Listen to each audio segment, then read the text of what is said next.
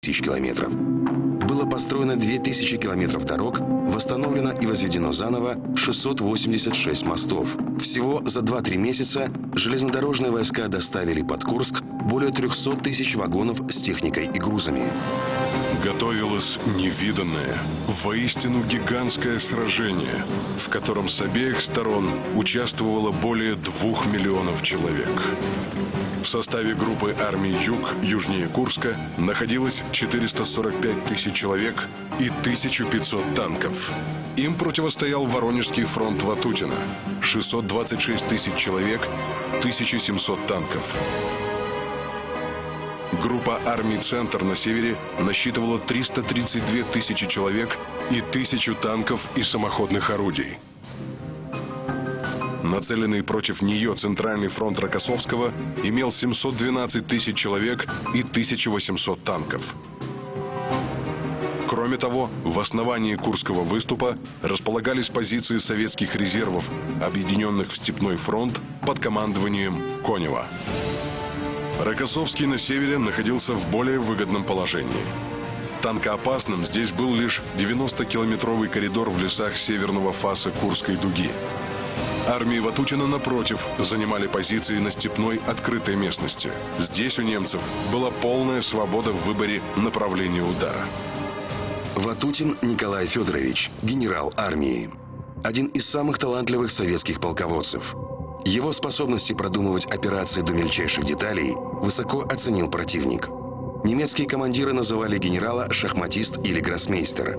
Умер от ран, полученных в случайной перестрелке с членами Украинской повстанческой армии в феврале 1944 года. Стихией Ватутина было наступление. Его звездным часом стала операция «Уран» по окружению сталинградской группировки. Теперь же, по иронии судьбы, ему предстояло командовать фронтом крупнейшей оборонительной операции.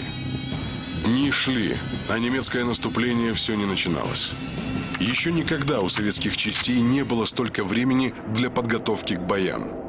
И они его даром не теряли. Вокруг каждого противотанкового опорного пункта установили до 1000 мин всех типов. Вторая и третья полосы обороны минировались не так плотно, однако их дополняли подвижные отряды саперов с минами на грузовиках и конных повозках.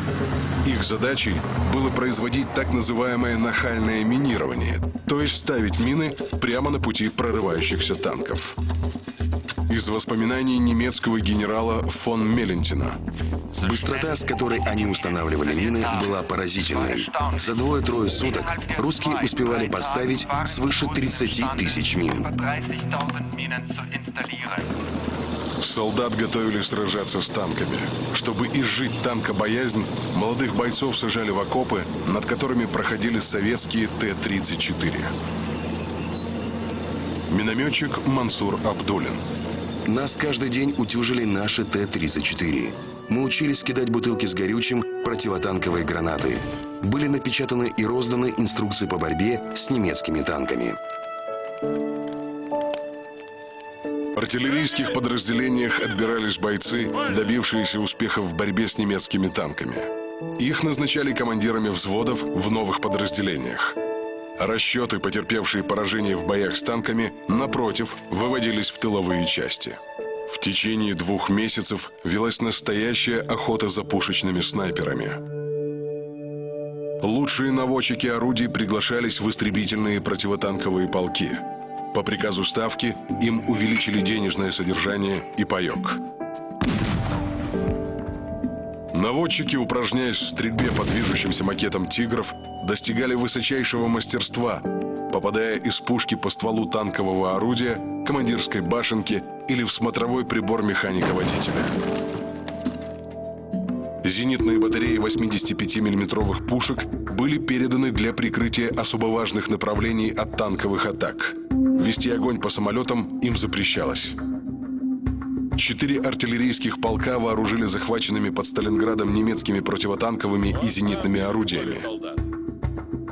Для самоходных артиллерийских установок Су-122 начали поступать новые кумулятивные снаряды, способные пробивать до 130 мм брони. Справка. Кумулятивный снаряд внутри имеет специальную выемку, покрытую тонкой металлической облицовкой. После попадания снаряда в танк, внутри заряда возникает детонационная волна, которая двигается со скоростью 10 км в секунду, сужаясь до размеров менее миллиметра. При этом на танковую броню оказывается давление продукта взрыва до 100 тысяч килограмм на квадратный сантиметр. Это значительно превосходит предел текучести любого металла, в том числе и брони, что и обеспечивает ее разрушение. Советская авиация получила новые авиабомбы ПТАП, также кумулятивного действия. Ранее бомбардировка танков производилась мощными 50-килограммовыми одиночными бомбами и была делом малоэффективным. Попасть бомбой с воздуха в такую маленькую цель, как танк, очень сложно. Новая же бомба весила всего 1,5 килограмма, но пробивала броню до 100 миллиметров. Броня танка в верхней части слабее, и попадание даже одной такой бомбы хватало, чтобы вывести из строя любой танк противника. Укладывали бомбы в контейнеры по 48 штук.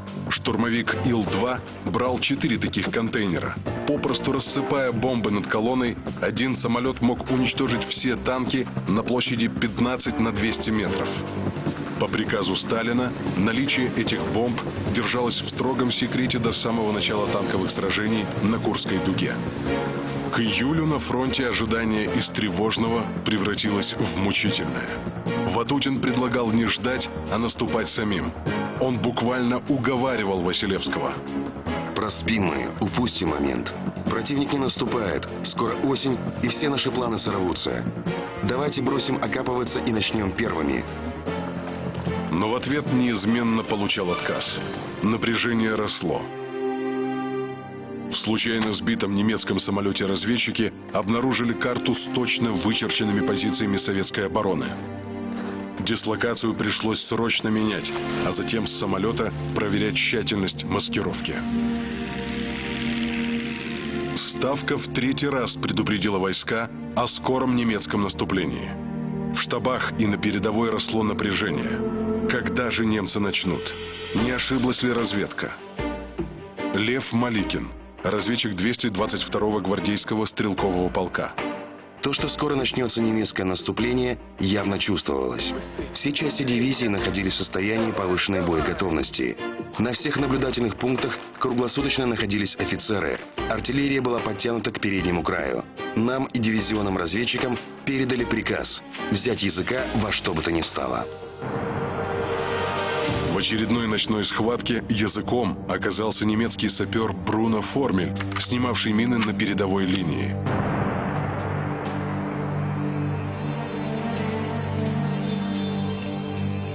На допросе он предельно откровенно рассказал. Немецкие войска приведены в полную боевую готовность и 5 июля в 2 часа по европейскому времени перейдут в наступление в общем направлении на Курск. Одновременно начнется наступление и на Курском направлении из района Белгорода. До указанного часа оставались уже считанные минуты.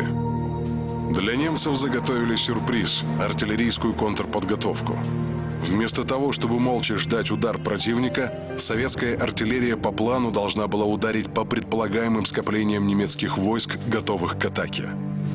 Получив от сапера Формеля сведения, незамедлительно приняли решение. Июльская ночь вспыхнула от залпов орудийных выстрелов. Не везде удалось предугадать места сосредоточения немцев, но град снарядов неизбежно находил цели. В отчете одной из немецких дивизий записано: противник засеял огнем все овраги, которые могут быть использованы в качестве путей сближения. О продолжении наведения моста для «Тигров» не могло быть и речи. Штурман бомбардировщика Ил-4 лейтенант Рощенко вспоминал. Еще издали мы увидели, что на линии фронта началось что-то невообразимое. С обеих сторон шла интенсивная стрельба, местами полыхали пожары. Не успели замолчать советские орудия, как воздух наполнился свистом уже немецких снарядов. Мощной артподготовке врага предстояло взломать советскую оборону, строившуюся несколько месяцев. Разведчик Лев Маликин. Грохот разрывов сорвал нас с нар в землянке, заставил схватить свои автоматы и броситься на выход к вырытым щелям. Между окопами и штабными землянками метались огонь, дым и земля. Артподготовка противника продолжалась более часа. Затем канонада начала стихать, и под прикрытием дымовой завесы гитлеровцы пошли на штурм.